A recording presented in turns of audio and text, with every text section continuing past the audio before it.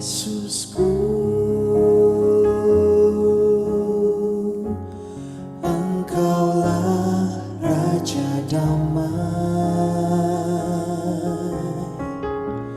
Kau turun ke dunia,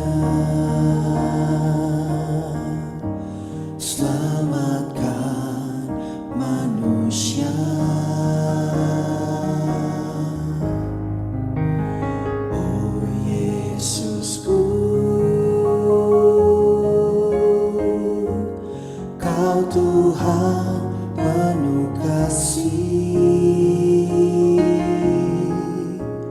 Kau berikan hidupmu untuk tebus dosaku. Kaulah Allah yang ku puji. Kaulah Allah yang ku sembah. Kemuliaan bagimu di tempat maha tinggi.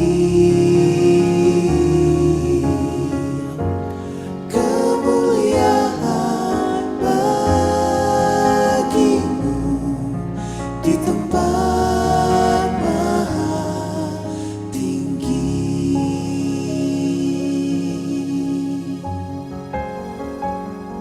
Oh Yesus kami, Kau Raja Damai.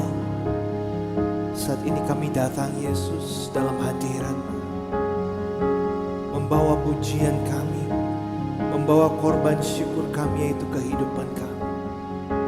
Oh, katakan oh Yesusku, Oh Yesusku, Engkaulah Raja Damai. Kau Raja Damai. Kau turun ke dunia, Amin. selamatkan manusia. Oh Yesusku, Oh Yesusku, amin. Kau Tuhan penuh kasih. Penuh kasih. Kau berikan hidupmu untuk tebus dosaku. Kaulah Allah yang ku puji. Kaulah Allah.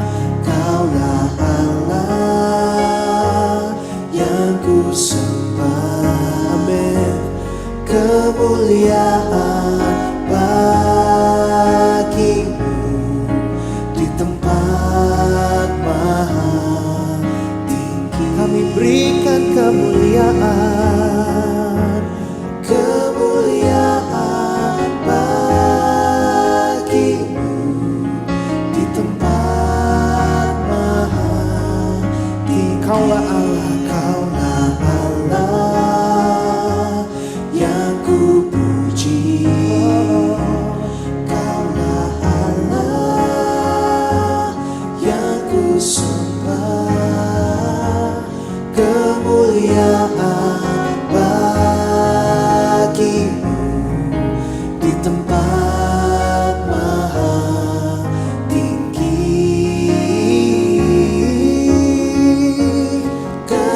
Kemuliaan bagimu di tempat maha tinggi. Katakan Kaulah Allah yang kupuji. Kaulah Allah yang ku puji. Kaulah Allah yang ku sembah. Kemuliaan bagimu di tempat maha tinggi.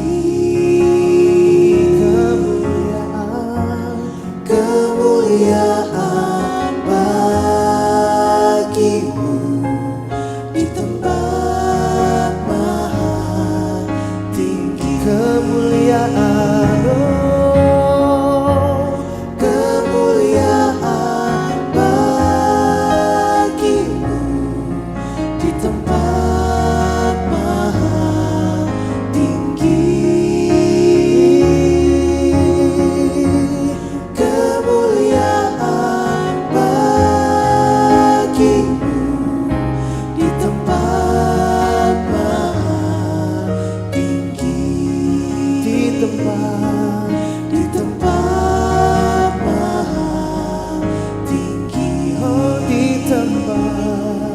di tempat maha tinggi.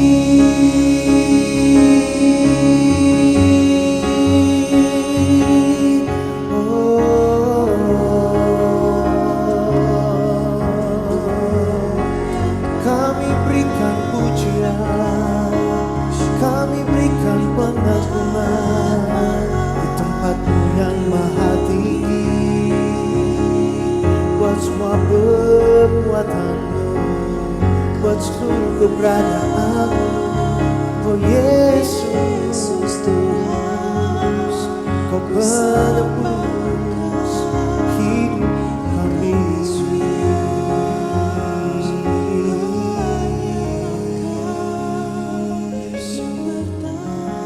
Amin, amin, amin. Oh, amin. Segala kemuliaan Tuhan kami hanya naikkan bagi-Mu Yesus. Terima kasih kalau Engkau mau turun dalam dunia ini bagi setiap kami. Terima kasih kalau Engkau mau berkorban bagi setiap kami, menebus hidup kami. Biar datanglah kerajaan-Mu Yesus, dan jadilah kehendak di bumi seperti di surga dalam hidup kami. Oh, kemuliaan, Kemuliaan bagi Tuhan di tempat maha tinggi. Kau Raja diagungkan dan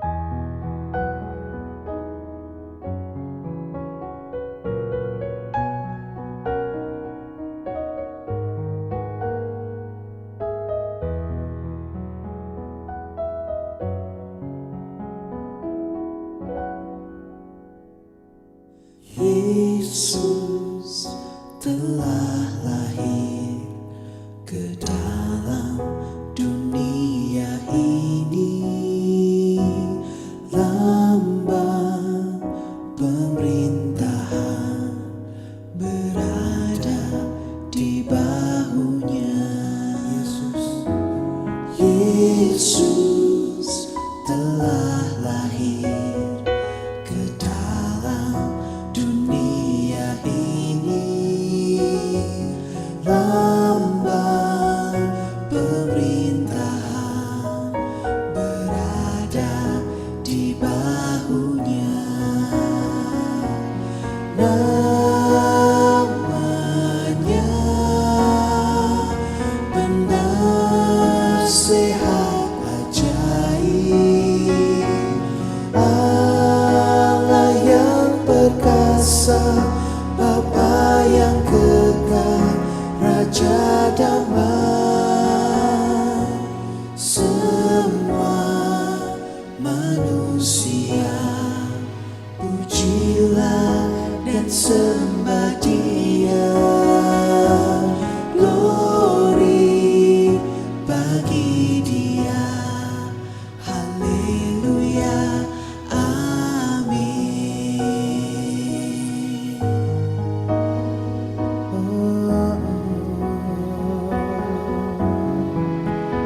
Thank you, Jesus.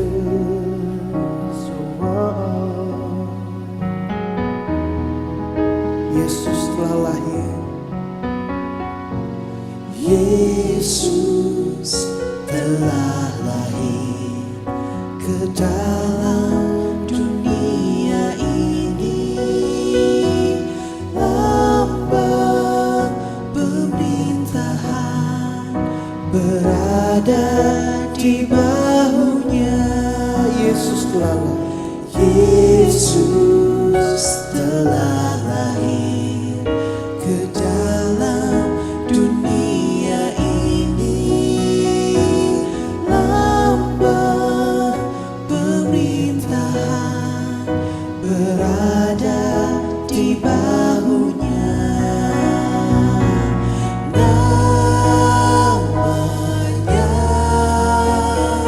penasehat ajaib, Allah yang perkasa, Bapa yang kekal, Raja damai. Katakan namanya. Namanya amin, penasehat ajaib, Allah yang perkasa, Bapa yang kekal, Raja damai. Namanya, katakan namanya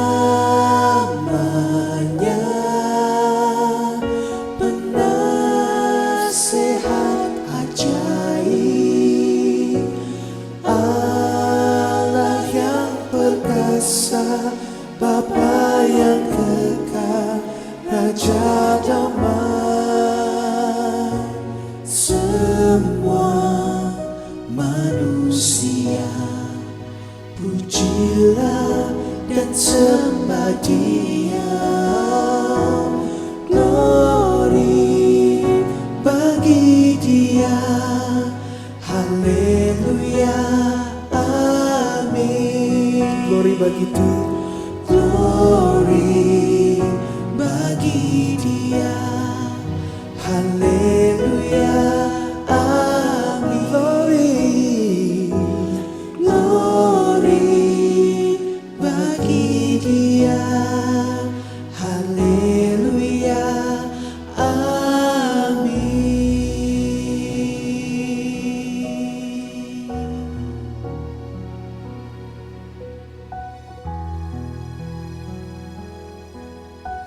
Semua manusia pujilah dan sembah Dia. Glory, haleluya, haleluya, amin. Saudara, kita bersyukur pada Tuhan kalau Allah kita Allah yang luar biasa. Dia mau turun dalam dunia ini, saudara, bagi setiap kita Minggu depan kita akan peringati hari kelahirannya, yaitu hari Natal saudara, di mana Yesus Kristus lahir bagi setiap kita. Ini suatu hal yang besar bagi setiap kita, suatu kesukaan berita kabar baik yang sangat besar bagi dunia. Karena Allahnya, penciptanya, mau turun bertemu langsung dengan setiap kita saudara. Ada hal yang sangat menarik yang saya temukan saudara, berkenaan dengan para gembala sebagai saksi pertama saat kelahiran Yesus Kristus ke dalam dunia ini. Kita akan buka di Lukas 2, dimulai dari ayat yang ke-8. Judul perikopnya adalah Gembala-gembala. Di daerah itu ada gembala-gembala yang tinggal di padang menjaga kawanan ternak mereka pada waktu malam. Tiba-tiba berdirilah seorang malaikat Tuhan di dekat mereka, dan kemuliaan Tuhan bersinar meliputi mereka, dan mereka sangat ketakutan. Lalu kata malaikat itu kepada mereka, "Jangan takut, sebab sesungguhnya aku memberitakan kepadamu kesukaan besar untuk seluruh bangsa. Hari ini telah lahir bagimu juru selamat, yaitu Kristus Tuhan di kota Daud. Dan inilah tandanya bagimu, kamu akan menjumpai seorang bayi dibungkus dengan lampin dan terbaring di dalam palungan." Dan tiba-tiba tampaklah bersama-sama dengan malaikat itu sejumlah besar bala tentara surga yang memuji Allah, katanya, "Kemuliaan bagi Allah di tempat yang maha tinggi, dan damai sejahtera di bumi di antara manusia yang berkenan kepadanya." Saudara, ini hal yang sangat luar biasa. Kita lihat di dalam kisah ini saudara, bahwa saat itu para gembala sedang menjaga kawanan ternak dombanya saudara.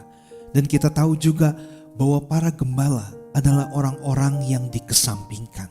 Karena pekerjaan menjadi gembala domba saat itu adalah pekerjaan yang sangat rendah, sangat hina, tidak terhormat, bahkan identik dengan kemiskinan. Tentunya gembala-gembala ini adalah orang yang memiliki taraf kehidupan menengah ke bawah saudara, sehingga mereka harus menjadi seorang gembala. Dan kita tahu juga gembala-gembala ini mereka menggembalakan domba-domba yang bukan miliknya. Mereka ini tidak dianggap saudara oleh masyarakat pada umumnya, karena mereka adalah orang-orang kecil, orang-orang yang tidak punya titel yang banyak, orang-orang yang tidak memiliki harta kekayaan, bahkan orang-orang yang tidak memiliki jabatan yang tinggi saudara. Tetapi Allah ini luar biasa. Ternyata waktu Yesus lahir ke dalam dunia ini, berita pertama kali diberitahukan kepada para gembala ini, yaitu kaum yang lemah, yaitu kaum yang tidak dipedulikan, tidak dianggap oleh masyarakat pada umumnya. Bukan kepada raja saudara, bukan kepada petinggi-petinggi saat itu, tetapi Yesus lahir pertama kali diberitahukan kepada orang-orang yang tidak diperhitungkan oleh masyarakat pada umumnya.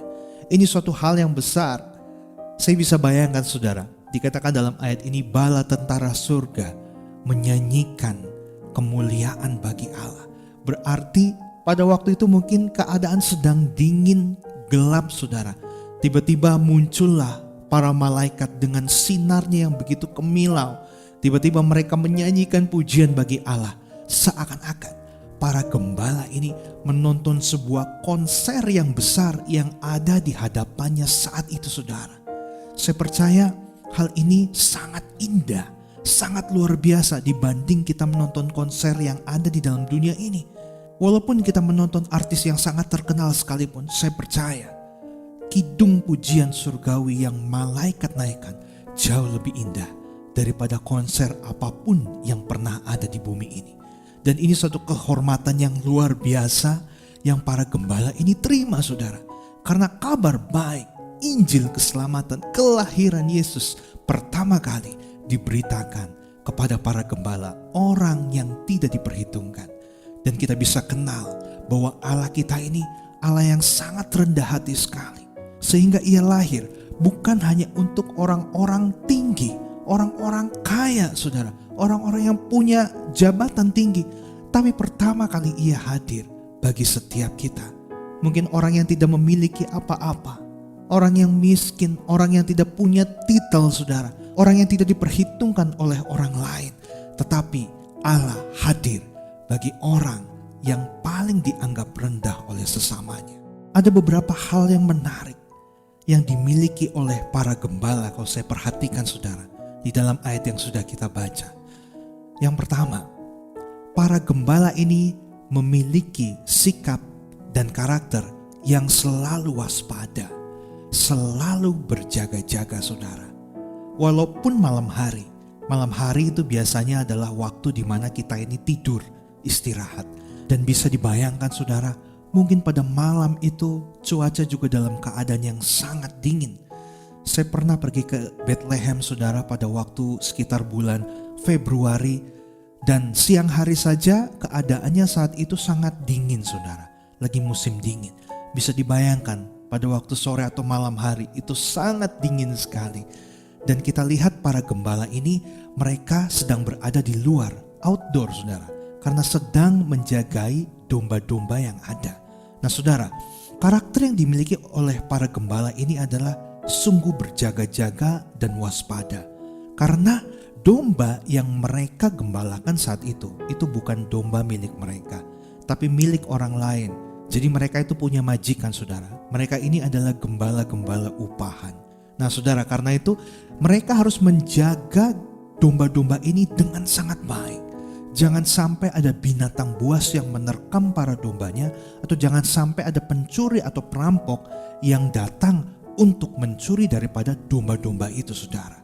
Nah kita lihat, berarti para gembala ini memiliki karakter yang selalu cepat tanggap, yang selalu waspada, selalu berjaga-jaga saudara. Ini adalah hal yang luar biasa, mengajarkan kepada setiap kita bahwa kita bisa belajar satu hal yang positif dari gembala ini. Kita pun harus jadi anak-anak Tuhan yang bisa selalu waspada, selalu cepat tanggap, selalu berjaga-jaga, selalu peka dalam segala hal yang terjadi dalam kehidupan kita saudara. Janganlah menjadi orang yang cuek, janganlah menjadi orang yang tidak peduli dengan hal-hal yang terjadi dalam hidup ini. Jadilah orang yang selalu berjaga-jaga. Apa yang sedang terjadi dalam dunia ini kita bisa renungkan, kita bisa pikirkan. Dan tentunya saudara, kita pun harus menjagai kerohanian kita. Jangan sampai dengan masalah pergumulan yang terjadi saat ini saudara menjauhkan iman kita kepada Tuhan. Kita harus selalu berjaga-jaga, jagai iman kita, jagai roh dan spirit kita saudara, supaya kita tetap menyala-nyala di dalam Tuhan. Dengan apa? Tentunya dengan firman Tuhan. Hal yang kedua yang bisa kita pelajari daripada para gembala ini adalah bahwa para gembala ini, mereka ini orang-orang yang bisa dipercaya. Kenapa saya katakan bahwa mereka ini bisa dipercaya? Yang saya katakan tadi, mereka menggembalakan domba-domba yang bukan milik mereka saudara. Kalau milik mereka, ya memang sudah seharusnya mereka harus bisa menjaga dengan baik domba-domba itu, supaya tidak sakit, supaya tidak diambil oleh orang lain. Tetapi ini adalah domba-domba daripada milik majikannya, milik orang lain. Ibarat kata yang dititipkan kepada para gembala ini untuk dijagai. Nah, saya bisa perhatikan saudara bahwa para gembala ini pasti akan memperhatikan betul keadaan daripada domba-dombanya. Pada waktu mereka haus, mereka pasti akan memberinya minum. Pada waktu domba-domba ini lapar, pasti mereka juga, para gembala ini tahu jam-jam domba ini harus makan. Dan begitu pula pada waktu domba-domba ini harus beristirahat, sehingga domba-domba ini menjadi domba-domba yang sehat, menjadi domba-domba yang gemuk, yang kuat saudara, tidak menjadi domba-domba yang lemah. Mereka tahu, mereka begitu memperhatikan domba-domba ini. Nah, ini adalah karakter yang bisa kita pelajari dari gembala-gembala ini. Bisa dipercaya. Dipercaya akan apa saudara? Kita lihat apa yang kita miliki dalam kehidupan kita. Hidup saja itu adalah kepercayaan yang sudah Tuhan kasih bagi setiap kita saudara. Belum lagi setiap talenta karunia yang sudah Tuhan berikan dalam kehidupan kita.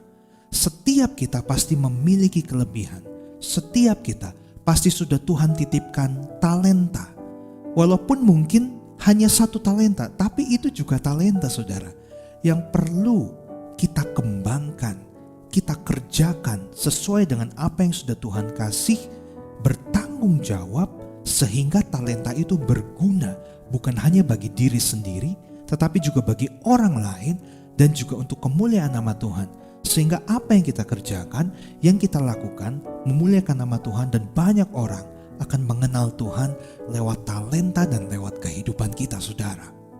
Tuhan sangat senang bagi setiap anak-anak Tuhan yang bisa dipercaya dalam segala hal. Misalnya dalam hal keuangan saudara, seberapapun yang Tuhan berikan dalam hidup kita. Mungkin ada saudara yang diberikan kepercayaan kepada Tuhan untuk memiliki uang dan harta benda yang banyak. Saudara, jadikanlah harta, jadikanlah uang yang saudara miliki ini untuk bisa memberkati orang lain juga. Blessed to be blessed saudara. Jadi sudah diberkati untuk jadi berkat bagi orang lain. Dan ini adalah salah satu ciri bisa dipercaya oleh Tuhan saudara. Begitu pula dengan setiap saudara yang mungkin tidak diberikan kesempatan memiliki uang atau harta benda yang banyak. Setidaknya saudara masih punya uang, walaupun itu hanya sedikit saudara. Jangan hidup untuk diri sendiri, tapi berusahalah untuk bisa juga hidup bagi orang lain, memperhatikan orang lain. Walaupun mungkin kita bisa ngasih ke orang lain tuh hanya sedikit, tapi setidaknya saudara, kita bisa dipercaya oleh Tuhan. Apa yang Tuhan titipkan dalam kehidupan kita saudara, bukan jadi milik kita sendiri, tapi juga harus bisa dinikmati oleh sesama kita. Dan contoh lainnya saudara, waktu. Waktu yang sudah Tuhan berikan bagi setiap kita itu begitu banyak. Satu hari ada 24 jam. 24 jam dikali 7 saudara, itu selama 1 minggu. Nah sudahkah kita menggunakan waktu kita dengan baik saudara? Atau mungkin selama 1 minggu itu kita hanya mengerjakan hal-hal yang sebenarnya kurang berguna. Nah saudara, kita harus cross check ini kehidupan kita. Jangan sampai Tuhan menjadi tidak percaya kepada kita sehingga dia memberikan waktu yang singkat bagi hidup kita. Nah saudara, saya percaya setiap kita rindu bisa memiliki umur yang panjang. Karena itu saudara, mari kita mau jadi anak-anak Tuhan yang bisa dipercaya. Lakukan semua hal yang baik dalam kehidupanmu. Jadikanlah kehidupan itu berguna bagi banyak orang, sehingga mungkin orang yang tadinya jahat, namun karena bertemu dengan saudara, orang itu bisa berubah saudara, menjadi orang yang lebih baik lagi. Dan mungkin orang lain mengalami kesedihan, mengalami keterpurukan dalam kehidupannya. Tapi karena bertemu dengan engkau mempergunakan waktu dengan baik, sehingga engkau bisa memperlakukan orang lain itu dengan baik, menguatkan, menasehati, menuntun mereka ke jalan yang benar, maka orang yang tidak punya harapan itu kembali menjadi punya harapan, semangat lagi dalam kehidupannya. Dan saya mau katakan saudara, itu adalah salah satu contoh kita menghargai waktu yang sudah Tuhan berikan dalam kehidupan kita. Dan marilah kita menjadi anak-anak Tuhan yang bisa dipercaya dalam segala hal. Orang lain tidak melihat, tapi Tuhan melihat. Lalu saudara, di ayat yang ke-13 dikatakan, dan tiba-tiba tampaklah bersama-sama dengan malaikat itu sejumlah besar bala tentara sorga yang memuji Allah, katanya, kemuliaan bagi Allah di tempat yang maha tinggi dan damai sejahtera di bumi di antara manusia yang berkenan kepadanya. Lalu di ayat yang ke-16, lalu mereka cepat-cepat berangkat dan menjumpai Maria dan Yusuf dan bayi itu yang sedang berbaring di dalam palungan. Nah saudara, begitu para gembala ini mendengar kabar sukacita dari para malaikat, maka gembala ini langsung tanpa berpikir panjang, dia bergegas. Dia dikatakan di ayat ini cepat-cepat, artinya dia sangat beriman tanpa ragu-ragu, segera pergi ke tempat yang dituju oleh malaikat tersebut tentang kelahiran Yesus Juru Selamat, dan pergi ke tempat tersebut menghampiri bayi Yesus. Nah, kita perlu memperhatikan respon dari gembala ini, saudara, bahwa dia tidak menunda atau dia tidak sedikit pun ragu-ragu akan pernyataan dari para malaikat tersebut. Meskipun para gembala ini tidak mengetahui di mana persisnya bayi Yesus itu lahir, tapi dengan kepercayaan yang penuh, dengan keyakinan yang penuh, gembala ini segera bergegas untuk mencari di mana bayi Yesus itu lahir dengan petunjuk dari malaikat yang telah mereka lihat tersebut. Terkadangkala kita ini sudah mendapatkan petunjuk dari Tuhan lewat firman-Nya, lewat apa yang kita baca, lewat kejadian di sekitar kita, tentang petunjuk apa yang harus kita lakukan setelah ini. Tetapi terkadang kita itu tidak percaya kepada firman Tuhan. Terkadang kita itu ragu akan panggilan Tuhan.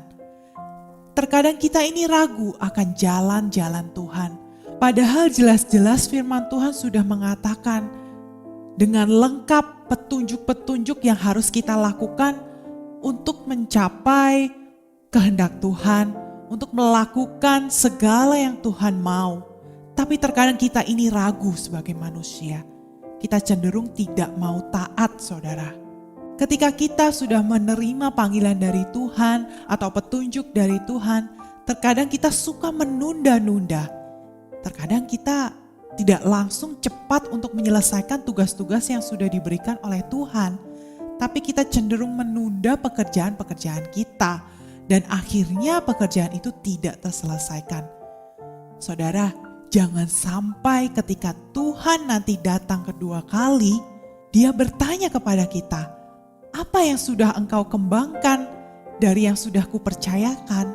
Jangan sampai kita belum mengerjakan apa-apa, belum mengerjakan kehendak Tuhan, saudara. Hati-hati, saudara, kita perlu mengintrospeksi diri. Apakah kita sudah melakukan kehendak Bapa? Apakah kita sudah berjalan sesuai dengan firman Tuhan? Jangan-jangan kita menunda, kita lebih suka mengerjakan apa yang kita senangi terlebih dahulu daripada kesenangannya Tuhan. Dan selanjutnya, saudara, para gembala ini dikatakan ketika mereka melihatnya, mereka memberitahukannya apa yang telah dikatakan kepada mereka tentang anak itu. Dan semua orang yang mendengarnya heran tentang apa yang dikatakan gembala-gembala itu kepada mereka. Selanjutnya, saudara, kita belajar dari respon para gembala ini. Para gembala ini menyaksikan apa yang telah mereka lihat, apa yang telah mereka yakini tentang kedatangan para malaikat itu dan juga kelahiran Yesus. Mereka begitu antusias, mereka begitu bersuka cita mendengarkan kabar baik ini. Sehingga hati mereka, bibir mereka, lidah mereka tidak tahan untuk menceritakannya kembali kepada semua orang yang mereka temui pada saat itu.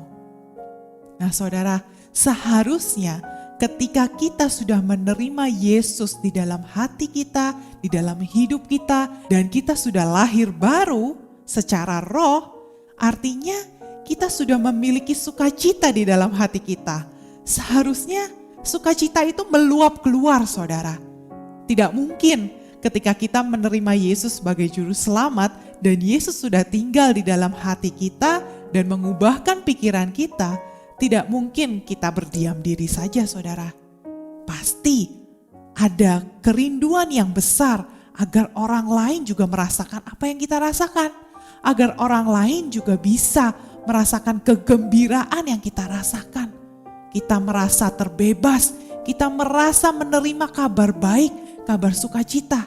Misalkan saja, saudara, seorang anak ketika dia diberikan hadiah dari orang tuanya, entah itu mobil-mobilan yang dia idam-idamkan selama ini misalkan, pasti anak tersebut akan menceritakan kepada teman-temannya, saya ini dapat hadiah loh dari papa saya, mobil kesenangan saya, ini mobil impian saya yang sudah saya tunggu-tunggu selama ini mainan favorit saya dapatkan ini dari ayah saya. Nah, saudara, kita yang sebagai manusia yang biasa, yang menerima hadiah yang fana saja, kita bisa menceritakan kesenangan kita itu. Seakan-akan seluruh dunia harus tahu apa yang kita senangi. Nah saudara, terlebih keselamatan ini, berita sukacita ini saudara, kita pun harus menceritakan kepada semua orang kabar baik ini. Bahwa Yesus datang ke dunia menjadi juru selamat umat manusia. Dia rela mati untuk kita, menebus segala dosa kita, dan kita pun tidak menerima hukuman maut lagi. Kita tidak menerima hukuman dosa lagi. Oleh sebab itu saudara, mari saya ajak seluruh saudara pendengar untuk melakukan, untuk menjadi saksi Kristus di dalam kehidupan kita. Menjadi saksi kabar baik, menceritakan kabar baik kepada semua orang yang kita temui, semua orang di sekeliling kita. Mari saudara, saya ajak untuk kita semua belajar dari para gembala ini, yaitu yang pertama memiliki respon berjaga-jaga, yang kedua mengelola setiap apapun yang Tuhan percayakan di dalam kehidupan kita, yang ketiga kita harus bergegas menyelesaikan kehendak Bapa di dalam kehidupan kita, dan yang keempat kita harus menjadi saksi memberitakan kabar baik untuk semua orang yang kita kenal.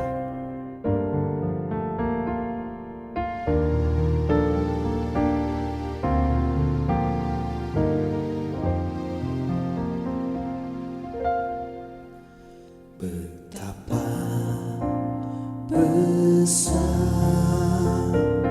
kasih-Mu Allahku, sehingga Kau berikan Yesus padaku, supaya aku tidak binasa, melainkan beroleh hidup yang kekal.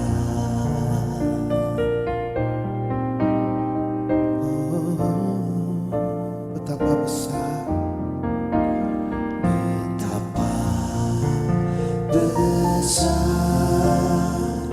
kasih-Mu Allahku, sehingga Kau berikan Yesus padaku,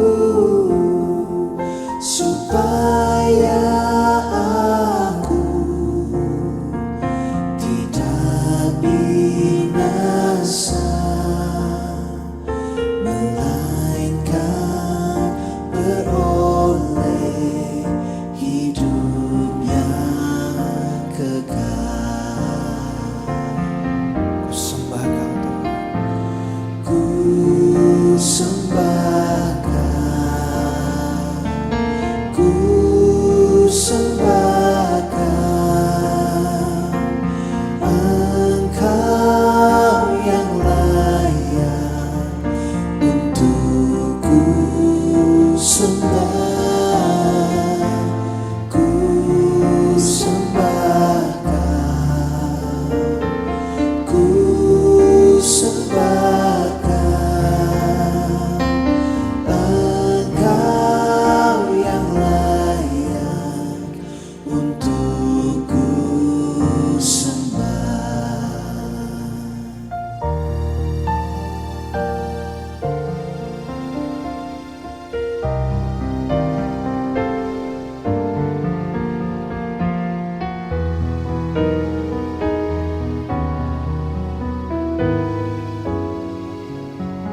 Betapa besar Tuhan, Betapa besar kasih